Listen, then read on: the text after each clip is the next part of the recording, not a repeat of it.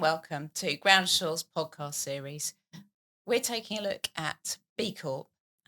Groundsures recently certified, and it's an area that we've done a lot of exploration in. We've made a lot of collaborations along the way. I'm Ceri Sansom. I'm the Consultancy Director at Groundsure, and I led Groundsures B Corp assessment process.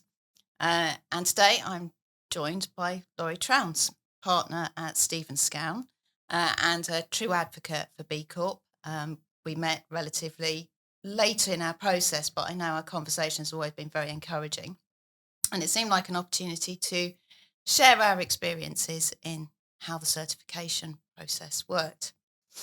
The place to start always seems to be, why B Corp? What was it for Stephens Scowns that drew you to it? What were you looking to achieve with it? Thanks, Ceri. It's great to join you this morning to talk about B Corp and the journey which both of our businesses have been on. I think for us, it was a kind of natural step, natural evolution in who we were as a firm. Our kind of journey as a kind of more traditional firm in the past has moved forward kind of leaps and bounds in the last, 10 years almost or so. In 2016, we became the first large UK law firm to be employee owned. And from that, we've noticed that our business is far more dynamic and innovative. Our employee engagement was fantastic. And since 2016, we've looked at all sorts of different governance and business models, really to stand us in good shape for the future. And one of those elements was thinking a lot about our social and community responsibility, how we interact with nature and our environment, and being a Southwest-based law firm, it was a natural kind of progression to think about more perhaps B Corp or some kind of purposeful or sustainable business structure would be the right one for us. And so it took a little while. We're a partnership, lots of lawyers, about 350 across the Southwest, and just over 55 or so partners. So it took us about 18 months to 2 years to really to get that governance going around whether we were going to become a B Corp and getting through the certification journey and process, which We'll talk about a bit. we'll talk about in a moment. Yeah, it was rigorous. But importantly, along the journey and on those kind of steps, we'd already been looking at net zero. We'd already had an environmental and procurement strategy. And as an employee-owned firm, it was already part of our employee engagement strategy to really move those things forward. So, it was something that we all were really passionate about, and we saw the opportunities to support our clients in that area moving forward as well. Yeah. No, it's really interesting because our story is similar. I mean, Groundsure being very much an environmental company from the outset, our data and our searches providing enough visibility of the environment that people can make good environmental decisions.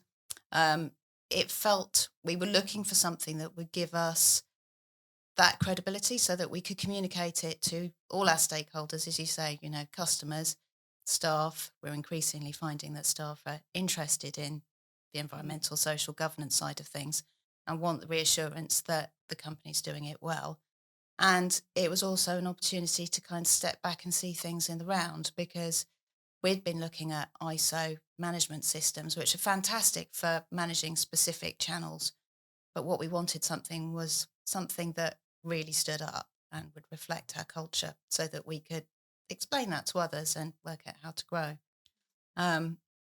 And I think that sort of sounds fairly sort of similar broadly to you. It is. It's that holistic piece, I think, isn't it? It's about that a different mindset and the importance of accountability and transparency, both in terms of stakeholders, but importantly in terms of staff. And I think it's probably it's not an easy process to undertake. And I think from that comes a lot of learning. And an appreciation of what you're doing well and where there are, gaps and areas of improvement that you can focus on, because businesses are not perfect, whether you're a B Corp or not. And I think that's one of the important things that we learnt as we were going through the process of looking at, how we may certify, or if we had sufficient points to achieve the certification, and to start communicating that and to get ideas, not only within our own organisation, but from others.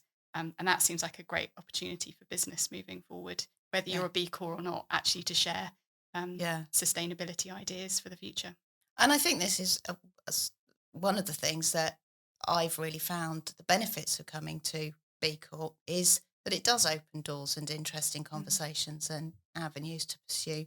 But I think sort of it sounds as though our experience of making sure that we had high level buy-in, ours, I don't think it took too much considering, to be honest. It was just that we knew we were doing lots of individual things, but we wanted to pull it together in the round so that we could actually see, as you say, where our strength areas, where our weakness areas, so that we could work out what we needed to do, but also to celebrate the successes, because otherwise they tend to get a bit lost sometimes, and that is a shame,